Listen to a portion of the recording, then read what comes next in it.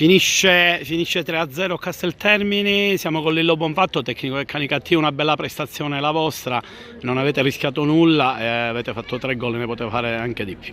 Sì, siamo contenti perché i ragazzi l'abbiamo preparata bene durante la settimana e sapevamo l'importanza di questa partita, sapevamo pure di affrontare una squadra che era assatanata dei punti, visto che ne aveva pochini, però non è stata così semplice, siamo stati bravi a sbloccarla e poi a gestirla. Abbiamo sbagliato qualcosa sotto porta, però va bene così. Un bel gruppo di giocatori, ho visto che si muovono bene in campo, merito oltre che a te, chiaramente va anche al preparatore Ammunda che sicuramente sta svolgendo un buon lavoro. Sì, è dal 5 agosto che lavoriamo, però quello che voglio sottolineare è che abbiamo dei ragazzi straordinari, dei ragazzi che hanno la cultura proprio del lavoro, sanno lavorare bene, soprattutto i grandi, quindi si trascinano pure i giovanotti e noi come staff siamo più che contenti. Un plauso anche alla società.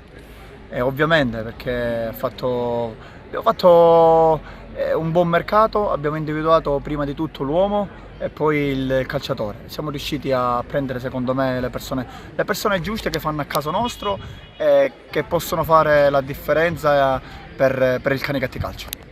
Caci, autore del primo gol qui a Casteltermine, è finita 3-0 con grande merito, una buona partita la vostra. Sì, penso che stiamo crescendo come squadra sotto tutti i punti di vista, sotto tutta la durata della partita e questo è il nostro obiettivo. Penso che oggi abbiamo dimostrato di essere una squadra e questo è quello per cui noi stiamo lavorando.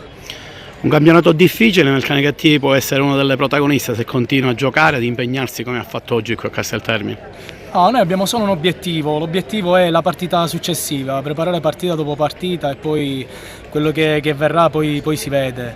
Una cosa è certa, ci divertiamo in settimana, prepariamo le partite in modo corretto e quindi pensiamo partita dopo partita.